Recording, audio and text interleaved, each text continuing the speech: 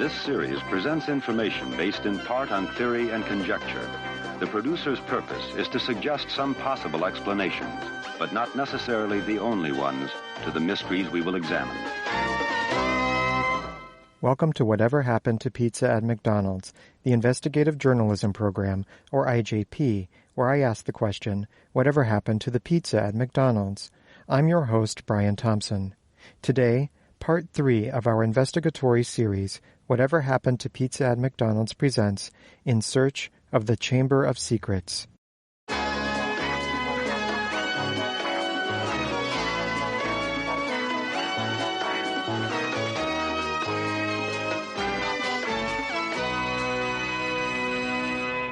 Part 3. The Halls of Power.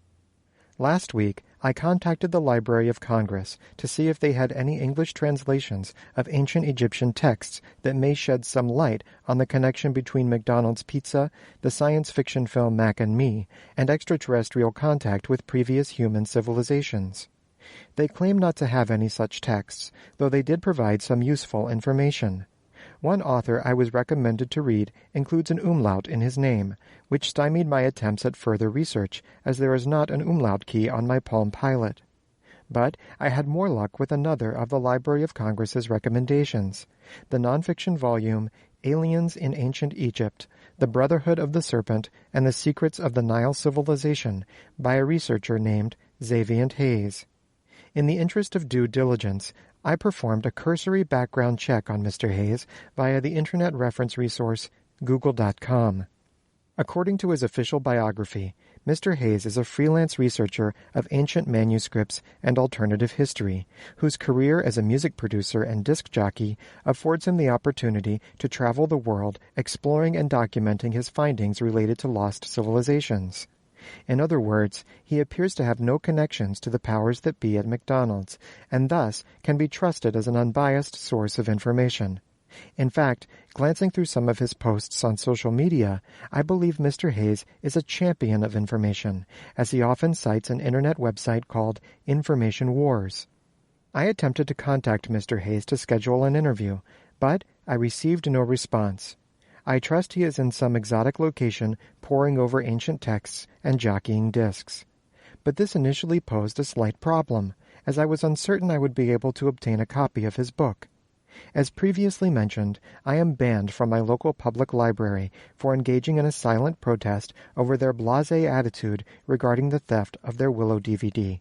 And the librarian with whom I spoke at the Library of Congress hung up on me before we could arrange for them to mail me their copy of Aliens in Ancient Egypt. Thankfully, I had a backup plan. As longtime listeners know, a mysterious benefactor once posed as the CEO of the Grandy's Corporation in order to bankroll my investigation. This ruse was uncovered, and now my benefactor goes by the pseudonym Captain D. As per our arrangement, I called upon Captain D's services by placing a Lite Brite in the window of my Hollywood Hills estate and waiting for a posted brand Post-it note to appear on my front door the following morning. For security reasons, I will not reveal what pattern I formed on said Lite Brite, but the Post-it note did indeed arrive.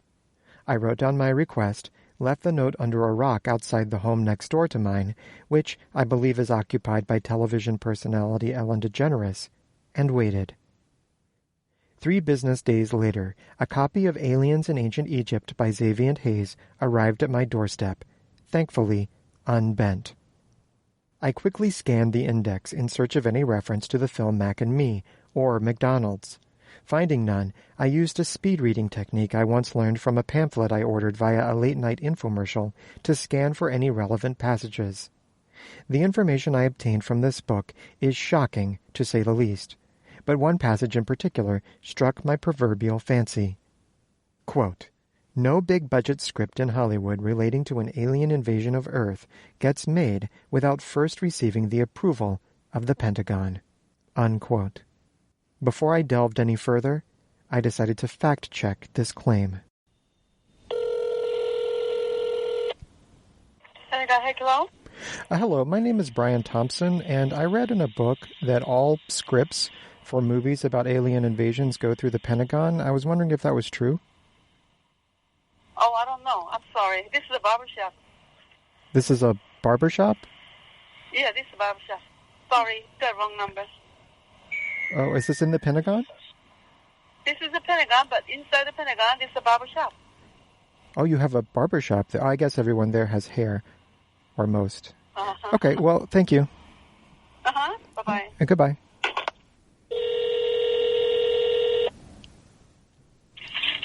DOD operator, how can I help you?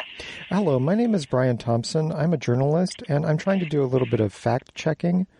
Can you direct me to the appropriate person? Oh, okay. Fact-checking about what specifically? Well, I read in a book that all Hollywood scripts for movies involving alien invasions go through the Pentagon, and I was just calling to see if that was true. Oh, okay, yeah. Okay, hold on a moment. Okay, thank you.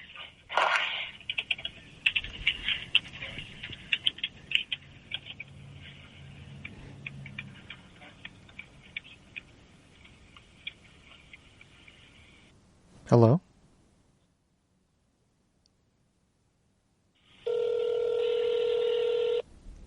I'm Manny.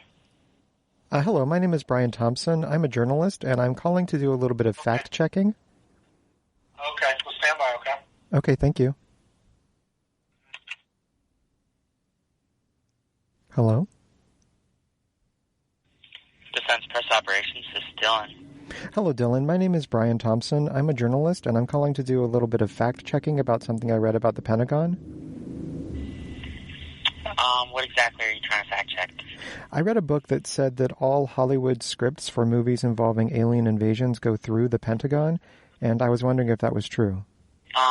So I wouldn't personally be able to confirm that, but we have our media outreach office that actually, they're the ones that deal with all the Hollywood studios and stuff. I can transfer you to their front desk, and they should be able to help you out.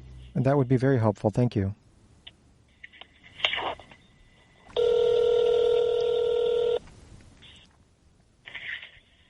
Miss Jordan's office. Hello, my name is Brian Thompson, and I'm calling to do a little bit of fact-checking about something I read involving the Pentagon and Hollywood scripts. Okay, you said your name. What's your name again? Brian Thompson. That's Brian with one R. And you're calling for what now?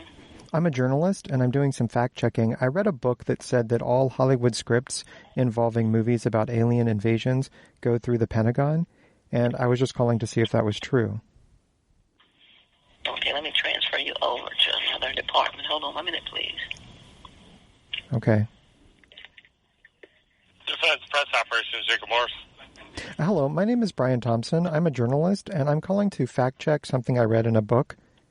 Okay, sir, what's the particular subject? I read in a book that all Hollywood scripts for movies involving alien invasions go through the Pentagon, and I was just calling to see if that was true.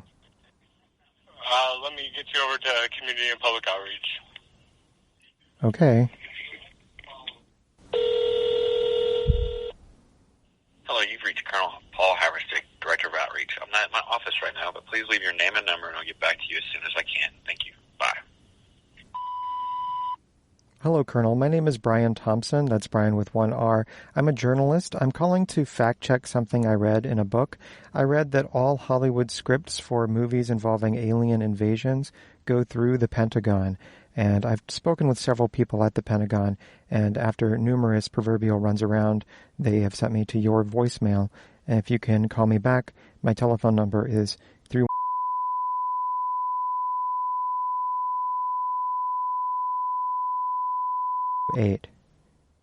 And again, my name is Brian Thompson.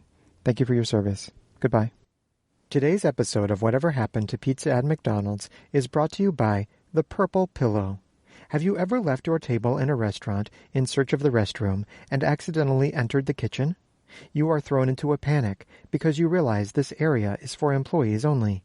In your haste to retreat, you trip over a ramekin of creme brulee and fall face first on the floor. You expect to suffer a terrific injury, but you are surprised to learn the floor is covered in a flexible rubber mat riddled with holes. The Purple Pillow is similar, only it is purple. Purple Pillow. It will not damage your face. Thank you for listening to Whatever Happened to Pizza at McDonald's, a proud part of the Pizza at McDonald's network. Do you know what happened to pizza at McDonald's? Do you remember it? Please send all correspondence to pizza@mcdonalds@gmail.com. Visit our attractive website at www.pizza@mcdonalds.com. There, you may find a link to our new LiveJournal page, which currently features my statement on the release of newly discovered footage from the science fiction film Mac and Me. You will also find links to our Twitter, Facebook, and Instagram pages, as well as to our Teespring store, where you may purchase quality Whatever Happened to Pizza at McDonald's merchandise. To provide financial support, visit patreon.com/pizza@mcd's, or to make a one-time donation, use our PayPal email address, pizza@mcdonalds@gmail.com. I'm Brian Thompson.